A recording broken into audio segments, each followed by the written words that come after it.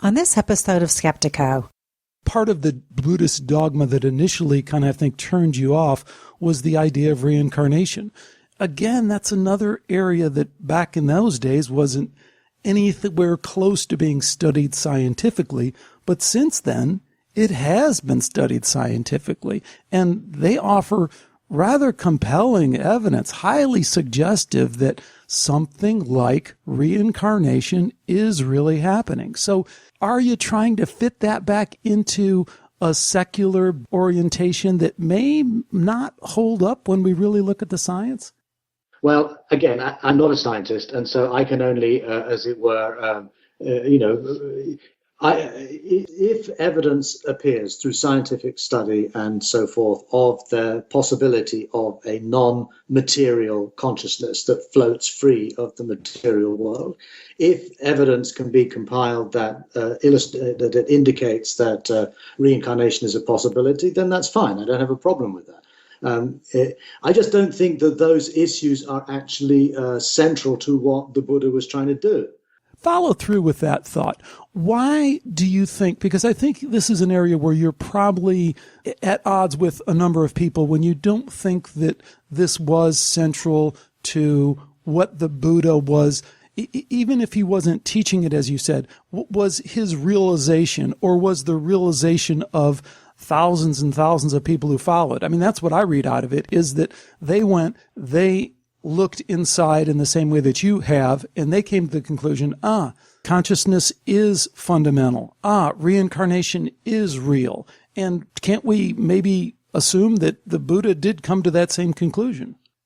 Well, again, it depends in which text you look at. The accounts of the Buddha's awakening do not actually. There is one account that talks of him remembering all of his past lifetimes and so on. But the accounts that I find the most compelling have nothing to do with reincarnation or the nature of consciousness. stay with us for Skeptiko.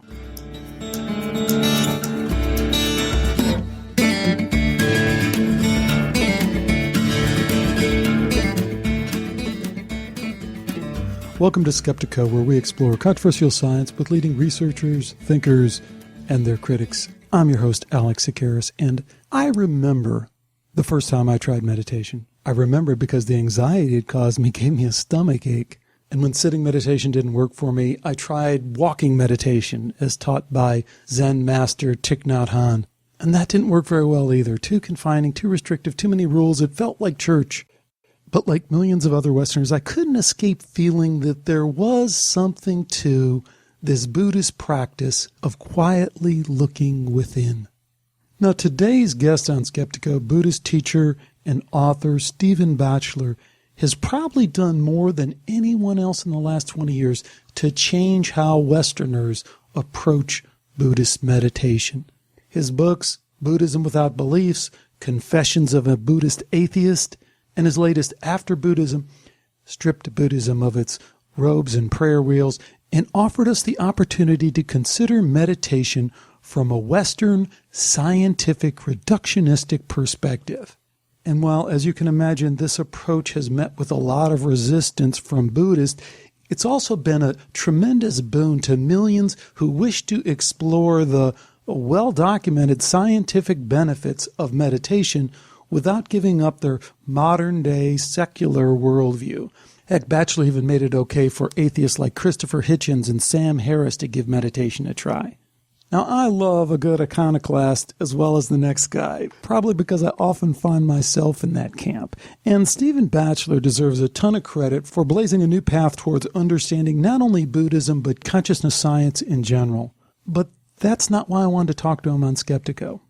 Because you see, in his reductionistic stripping away of Buddhist dogma, Batchelor has found himself in the no man's land of scientific materialism. Let me play this brief clip from his 2010 interview with ABC News reporter and former guest on Skeptiko, Dan Harris.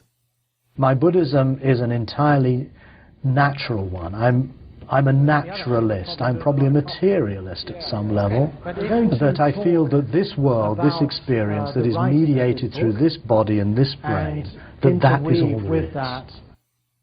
So how can this be? How can a material, purely physical brain do everything that meditation has shown it can do in well-documented laboratory experiments?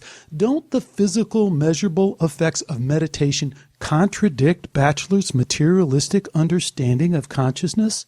Moreover, how can anyone who's had any access at all with meditation really believe that consciousness is an illusion, an epiphenomena of biological robots, which is the only position that scientific materialism leads to? And what about reincarnation?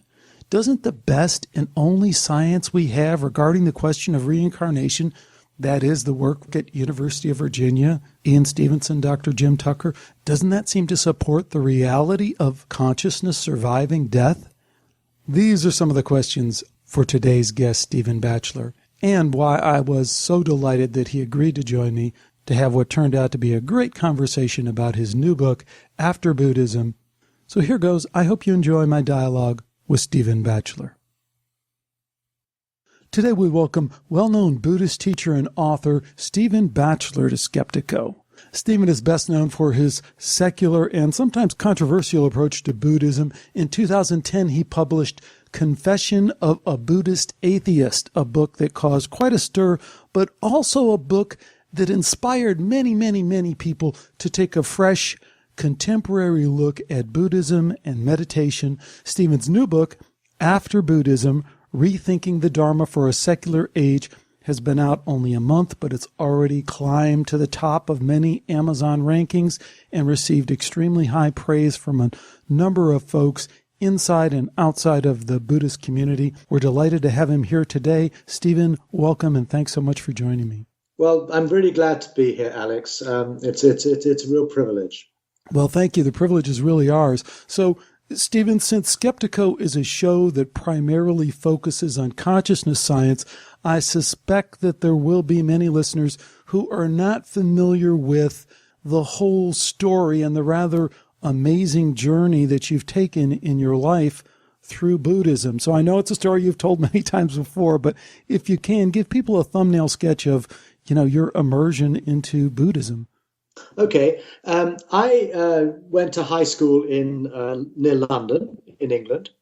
On completing that at the age of 18, I went off to India on what was called the hippie trail in search of probably some meaning or some oriental wisdom or whatever it was. I don't really know.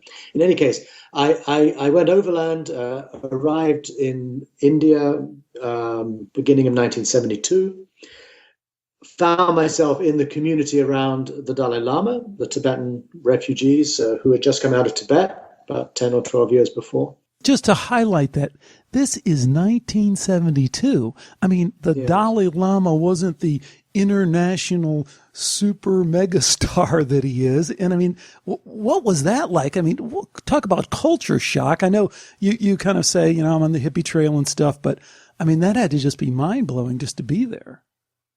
I think it was, but of course we look at it from the perspective of what we now know about all these things. At the time, as you say, the Dalai Lama had not even been out of India. He'd been out of Tibet, obviously. He'd never been to the West. He was actually barred from America by Nixon and Kissinger, who were playing the China card then. Right. He was unknown.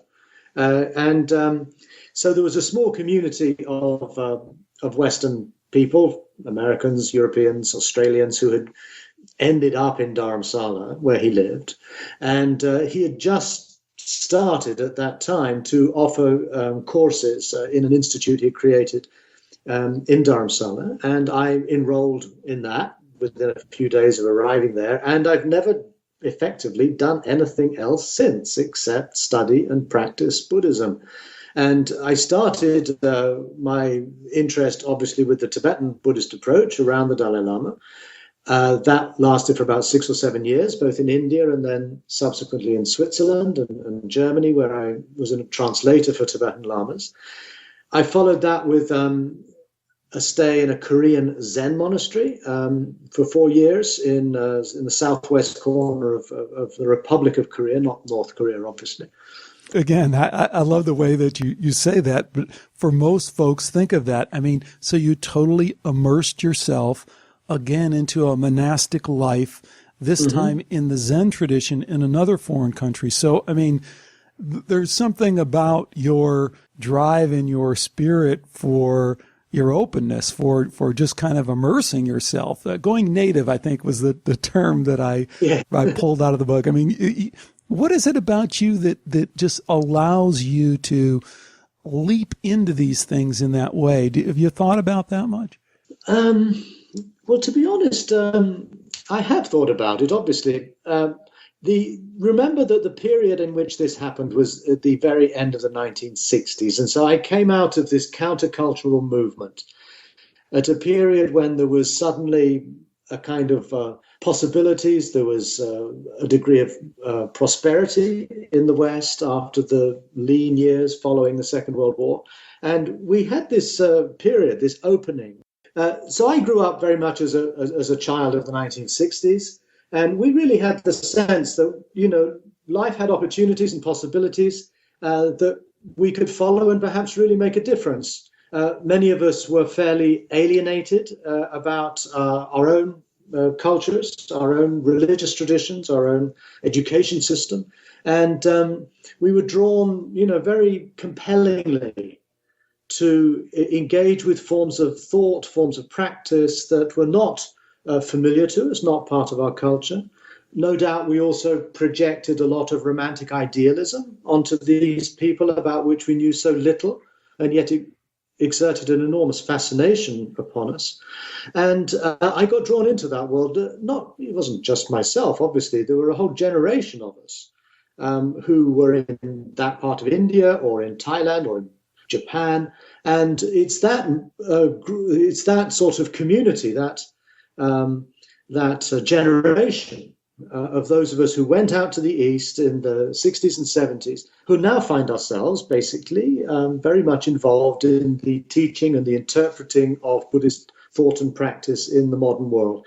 And I feel very privileged to have taken those risks, to have not followed a conventional career, and in the end, actually, to have found myself engaged with modernity, engaged with our secular world particularly. I don't think of myself as a terribly religious person in the conventional sense of that word.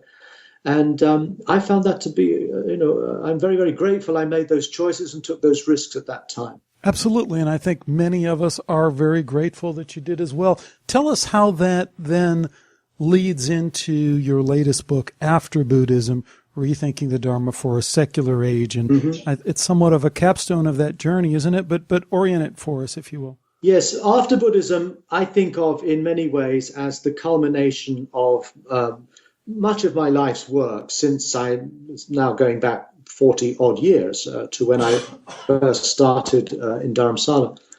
I've written a number of books, along with others, Buddhism Without Beliefs, Confession of a Buddhist Atheist, all of which are in a sense exploring the same basic question, namely, how does the teaching of Buddhism or the Dharma speak to the condition of humanity in a post-religious world?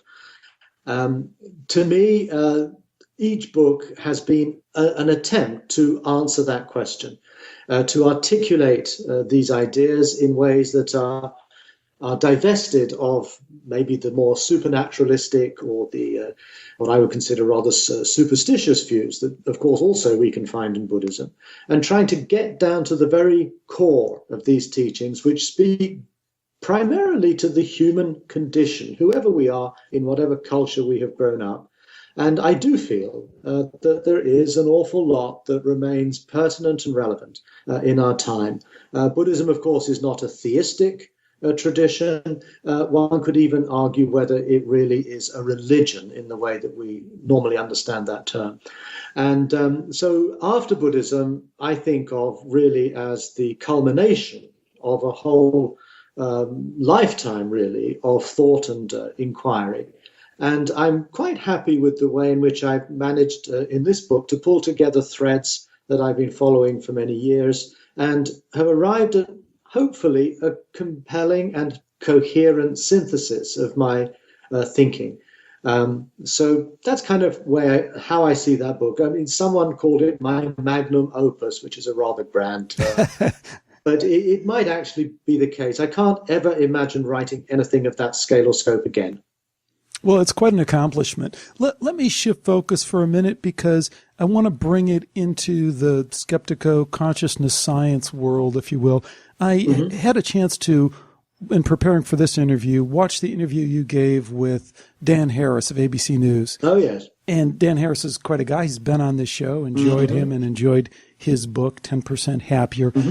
In that interview, and I think this was for Confessions of a Buddhist Atheist, you said, "I'm a naturalist, a materialist. I believe that this world is mediated through this body and this brain, and that's all there is." Would you say that's pretty accurate of the conclusion you've come to? Yes, with the qualifier that I also believe that this naturalistic world is profoundly strange and mysterious, and we probably only scratch the surface of what is actually going on. I think we have to also take into account the limitations of our human brain, the limitations of our understanding of our knowledge. But I see no reason at all to introduce an element, let's say, of some free-floating consciousness or spirit or some divine powers that operate behind the scenes. To me, that simply doesn't. I just don't think that's necessary. And I don't think there's really any compelling evidence to support such a view. And at the same time, I feel that when we go back to particularly the earliest teachings of the Buddha, I don't think the Buddha saw his teaching really as offering a kind of definitive description of how reality works. I think he was a pragmatist, and I think he was a skeptic. I think he was interested in how do we come to terms with birth, sickness, aging, and death? How do we live as human beings in a way that fulfills our potential as human beings, enables us to flourish, not just spiritually, but in terms of our philosophical life, our ethical life, our contemplative life? And how do we engage with the actual issues of our time and our world? And there's, again, an interesting passage the Buddha uses. It's cited in the book somewhere. He says that, I don't dispute with the world, he says. What the wise in the world believe as existing, I accept that that's what exists. What the wise in the world agree upon as not existing, I accept that as the case. In other words, if he were here today, if we follow that little thought experiment, I don't think he would have taken issue with anything that is presented by the natural sciences. He would have just taken that to be the conditions of knowledge and understanding that characterize our age. And his teaching of the Dharma, of meditation, of ethics, of philosophy, and so on, would have accommodated itself to that view. It doesn't require that we adopt another kind of Oriental metaphysics of rebirth and different realms of existence and so on. That is entirely secondary. You find it in traditional Buddhism because that described the sort of world that people took for granted at their time.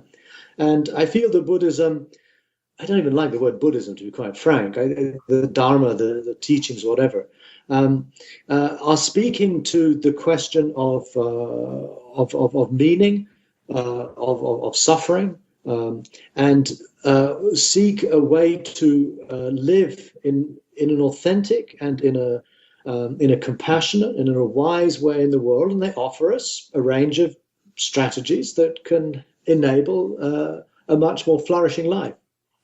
Very good. And I think you've captured there the essence of what folks will find in not only this book, After Buddhism, but in your prior work, but particularly in this book. It's a kind of thorough re-examination of some of these texts to more or less strip away the religious dogma, to try and get back and put it in a modern day context. But I have to tell you, it strikes me as just kind of interesting and strange, if you will, because at the same time that you're trying to pull Buddhism away from dogma, there are a number of researchers who have taken their own personal experience with Buddhism and in particular meditation and have gone in the other direction, in that they've gone into the lab and they've said, okay, since this is really essentially a form of science, let me take and see if I can test these principles scientifically. Of course, what's emerged from that is a large body of research on mindfulness and on even neuroplasticity. I benefited from this new look at mindfulness. Are you aware of that research, and what do you make of it vis-a-vis materialism? Because I think in a lot of ways it really does directly challenge many of our ideas about materialism and consciousness being this purely a byproduct of the brain and an epiphenomenon of the brain generated by biological robots. What do you think of the mindfulness research?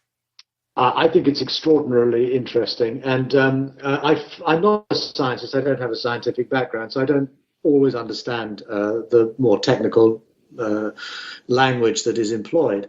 But what I think has been shown in these clinical studies is that it appears that if one applies oneself to be more mindful and to engage in these disciplines and practices, it has measurable results. And these results can be measured in terms of the changes within the neural structure of the brain and so forth and so on. I find that quite extraordinary. And the fact that the Buddha seems to have developed or stumbled across, who knows, a methodology that he applied in the 4th century BC that has been continued as a living practice within Buddhist traditions for the last 2,500 years.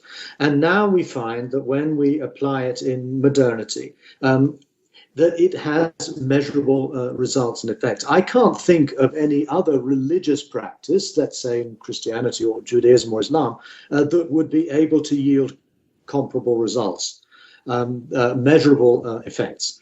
And this really raises the question as to whether Buddhism is best described as a religion. In other words, a belief system based in faith and so on. Here we actually have something testable.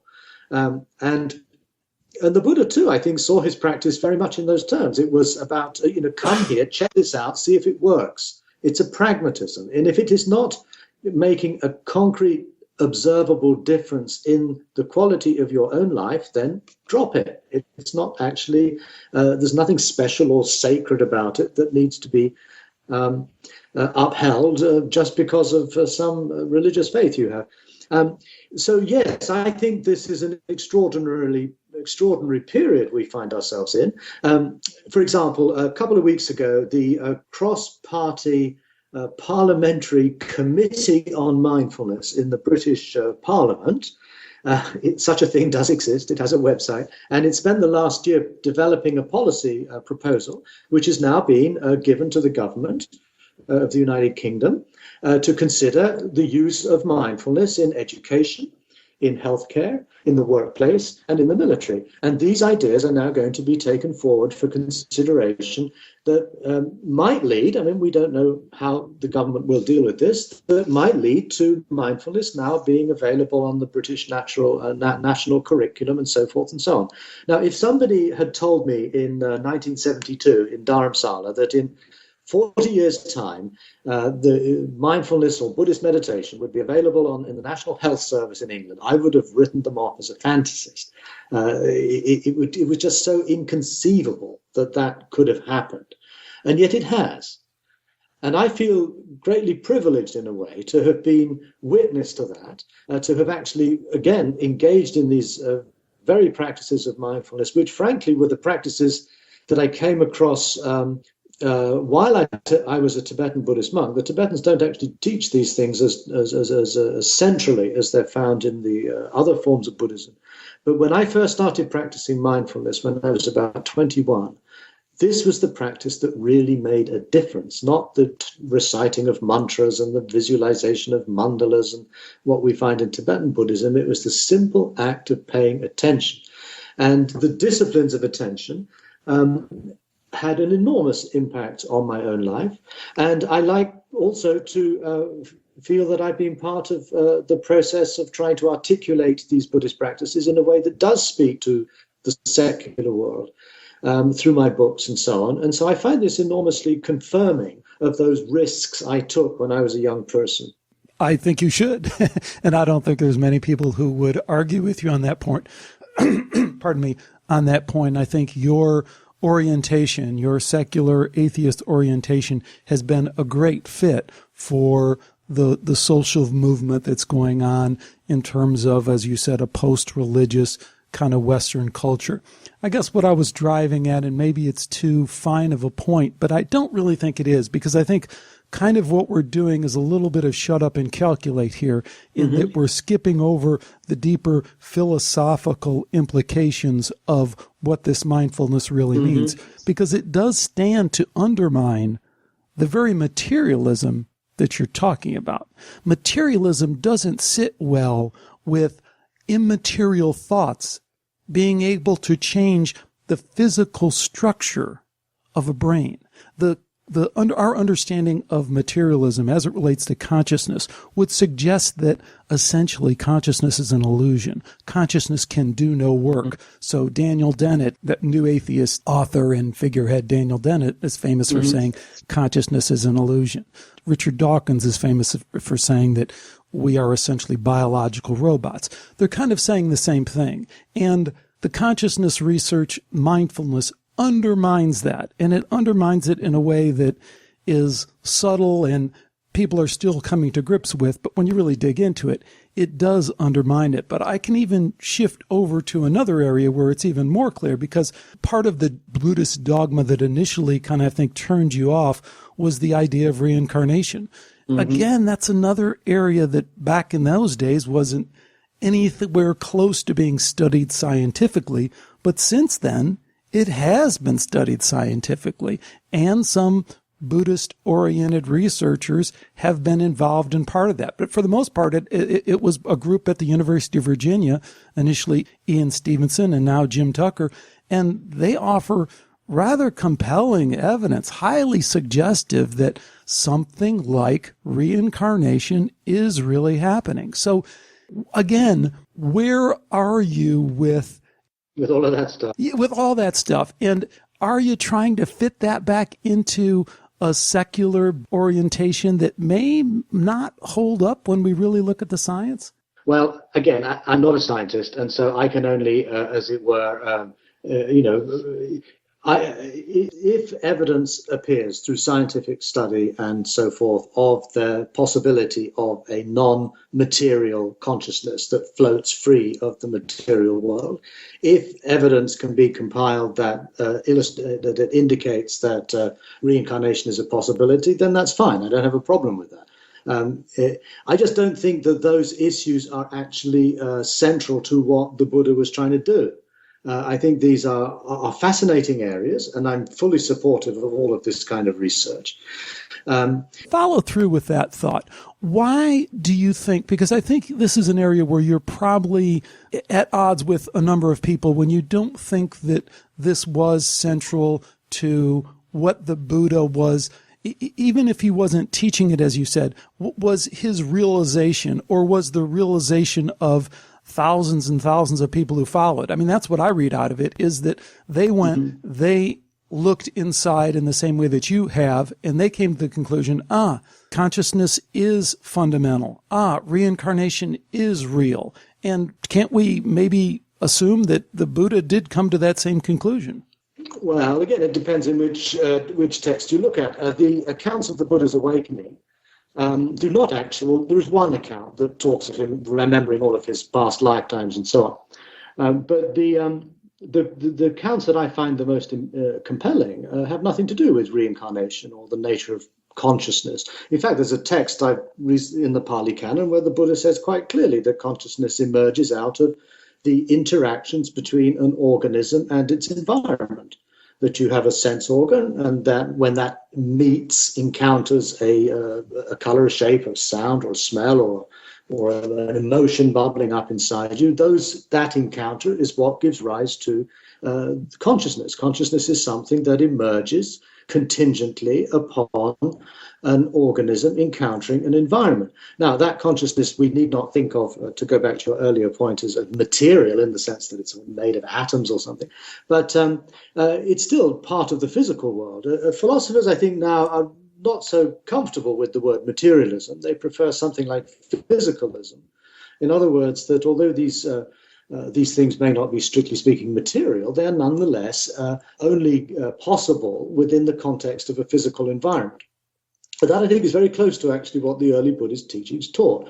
Now, the whole business of reincarnation and consciousness as some kind of existing independently of a physical organism, this is not an exclusively Buddhist idea. This is a common view that you'll find in Hinduism, in Jainism, and pretty much all the major Indian traditions of thought. So it says more about the traditional cosmology and metaphysics of ancient India than it does about what is specific to Buddhism. And when you compare the Buddha's teaching, particularly as we find in the earliest historical texts, we find that actually he seems to be articulating something that is not primarily based upon the notion of reincarnation or this separate existence of consciousness, which he actually denies.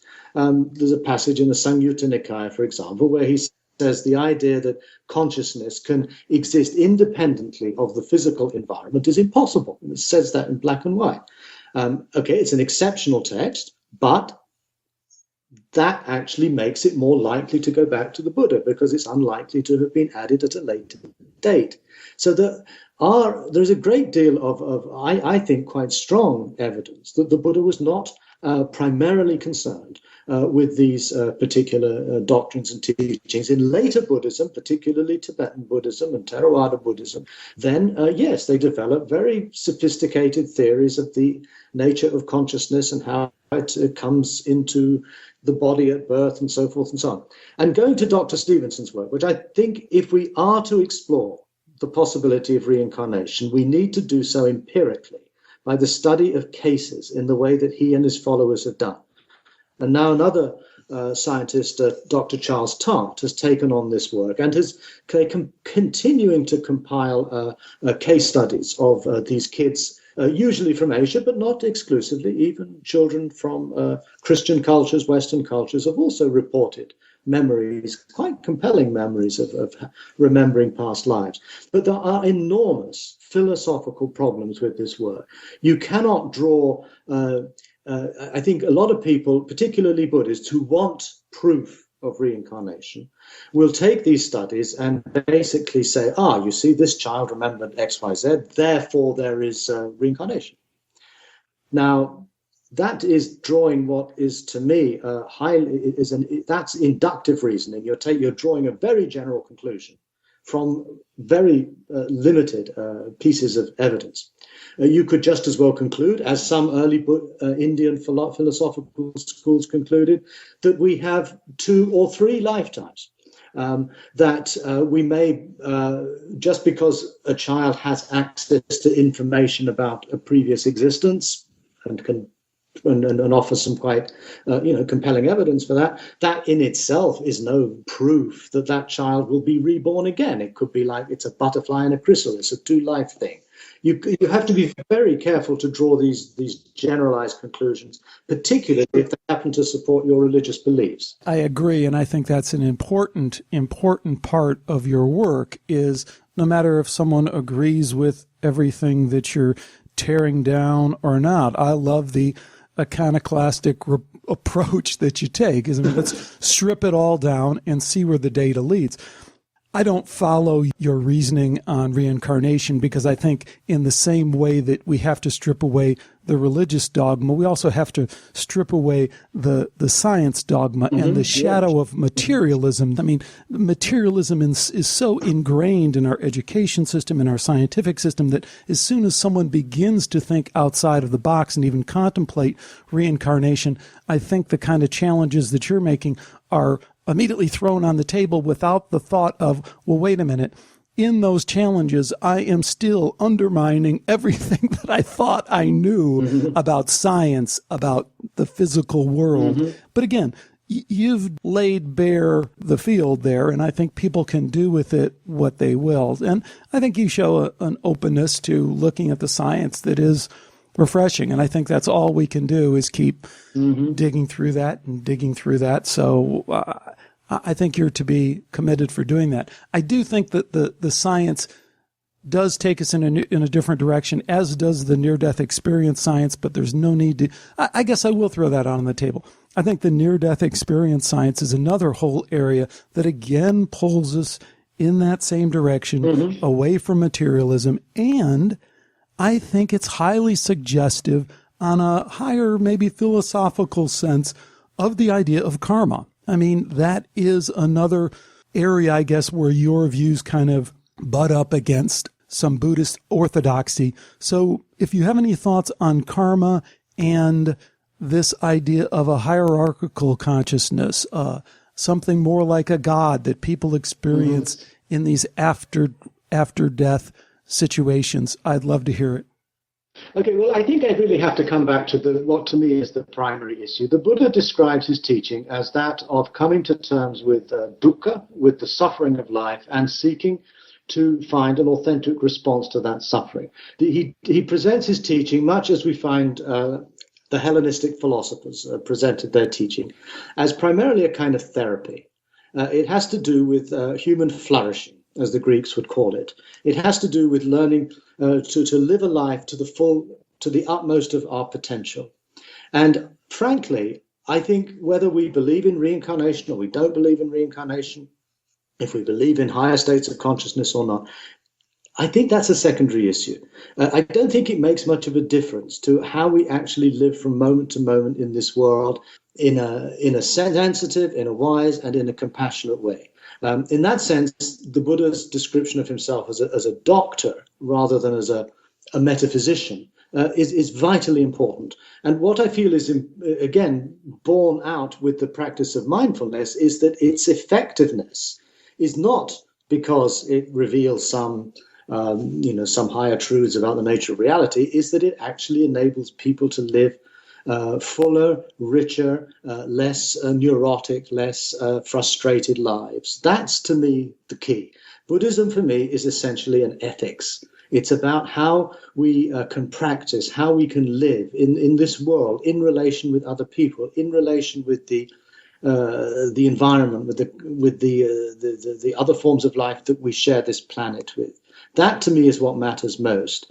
The metaphysical issues, the philosophical issues that we've been discussing are, of course, of great interest, and I do feel that people working in these fields may bring us to understandings about our understanding of reality that conflict both with Buddhism and with materialistic science. I've got no problem with that whatsoever, but it's not my particular area of specialization or expertise. I see myself really as an ethicist, and it's about the quality of life, of human life, in our world as it exists today that matters most. That's a great point, and maybe a lead-in for who specifically you see getting the most benefit from this book, After Buddhism. I see the people who may most benefit from this book will be people who are drawn to Buddhist practices. Let's say mindfulness meditation is the obvious example, and yet they find that just the simple practice of paying attention, as you might be taught on an 8-week MBSR course, for example, does perhaps resolve certain pathological problems they have or stress-related issues that they have.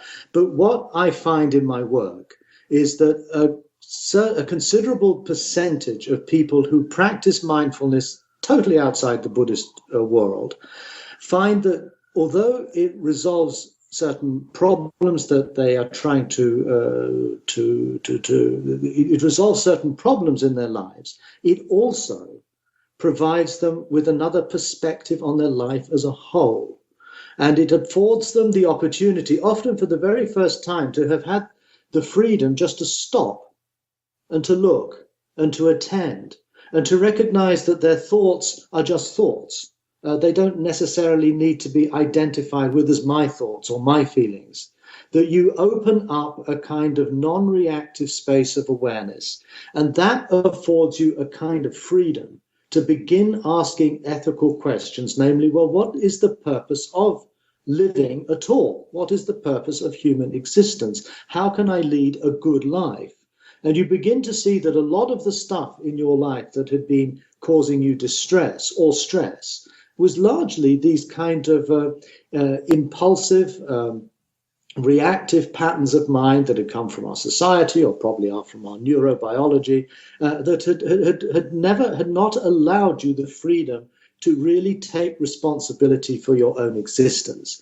And so these people then Google mindfulness, and they find out that it's a Buddhist meditation practice. They then seek out either Buddhist philosophy books, or for most of them, they then want to deepen that practice by coming on a Buddhist meditation course or something like that. And then they realize that what they need for mindfulness to be a fully humanized activity is that it needs to be rooted in a clearer sense of ethics, a clearer sense of a philosophy of life.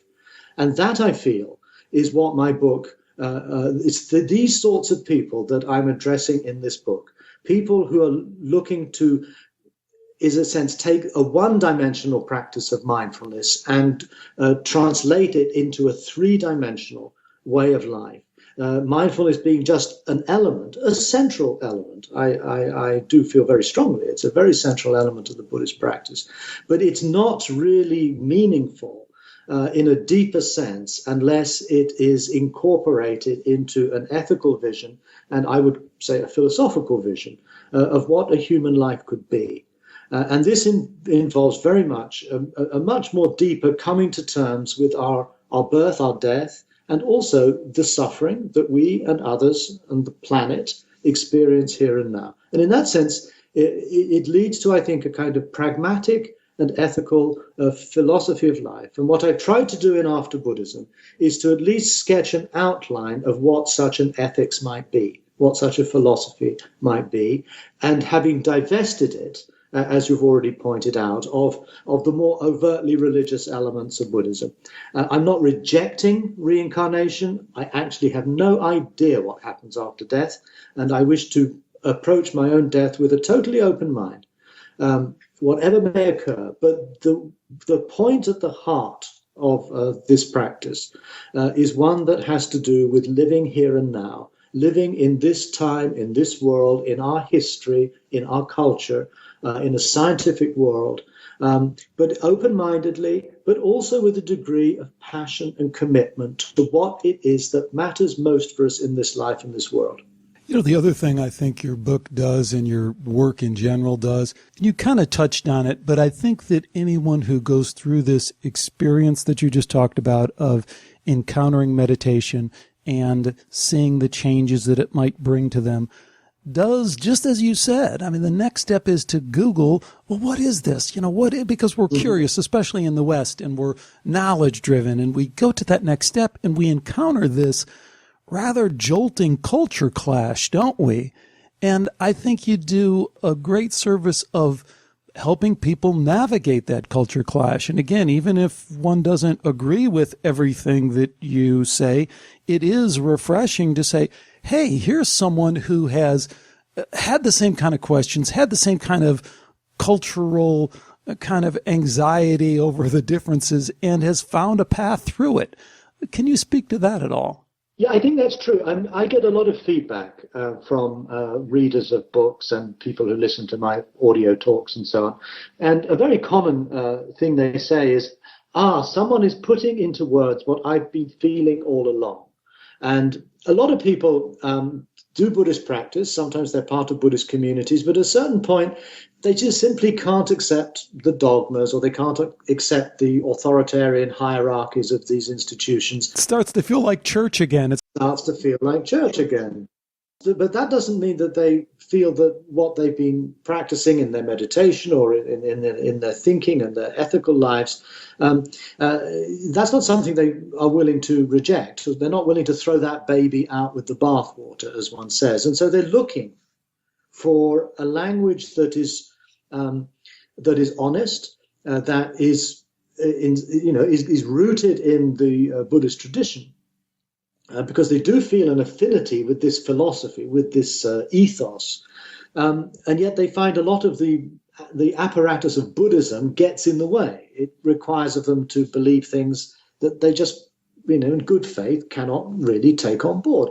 So my books have served, I think, as a kind of a life raft for people who wish to pursue this practice, wish to pursue this philosophy, but in a way that is in accord with their secular existence, in accord with how they understand the world from what they've learned from the natural sciences and so on. And they're my audience, really. I get a lot of affirmation from these emails I get fairly regularly from people who have found that my work enables them to continue and to deepen their meditation practice, but within a framework that doesn't require religious and dogmatic belief.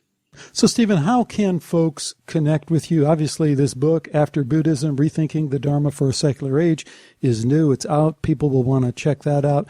You also do trainings on a regular basis, and I know you're kind of moving around a lot. How do people get in touch with you? Well, the best way to get in touch with me is through my website, which is www.stephenbatchelor.org. And then they can see my traveling schedule, my teaching schedule. I spend half the year on the road, mainly in Europe, but I'm now in the United States. I sometimes go further afield. Together with my wife, I offer several week-long meditation retreats, often with quite pronounced study or philosophical component built in. Of course, people can also look at my other writings, and there's a huge number of audio talks that I've given over the years that can be that can be downloaded and listened to as podcasts, and those can be acquired from www.dharmaseed.org, which is an audio resource based in Massachusetts. That's the best way to get in touch. I'm very happy to respond to questions and queries through emails. You can contact me also through the website. And that's about it, really. I don't have an institution or an organization of any kind, but I work in different areas, in mainly retreat centers, mainly in the so-called Vipassana world. That's my main teaching environment. Well, great. It's been great having you on, and I wish you the best of luck with After Buddhism, and just thanks again for joining me. Thank you very much, Alex. It's been a pleasure. Thanks again to Stephen Batchelor for joining me today on Skeptiko. The one question I'd tee up from this interview is the one that I've been pounding on over and over again. Are secular Buddhists/atheists sidestepping the philosophical and scientific implications that the meditation revolution have brought? I mean, it's clear that shut up and meditate might make you feel better, but does it really get at the question of who am I? Why am I here? Okay, I snuck that second question in on you there, and it's kind of a leading question, but if you've listened to a lot of Skeptiko, you know the direction I'm heading on all this, so you got to expect a little bit of that. I'd love to hear from you about your answers to those questions or your feelings in general about this interview. The place to do it is at skeptiko.com. That's skeptiko.com. There you can find our almost 300 previous shows, all available for free download. You can also subscribe to us there through iTunes or Stitcher. And you can join us on the forum or leave a comment there on the website. I do have a number of interesting shows coming up. I can't wait to bring it all to you. So do stick around and do share the show with your friends and others who you think benefit from it. And as always, take care and bye for now.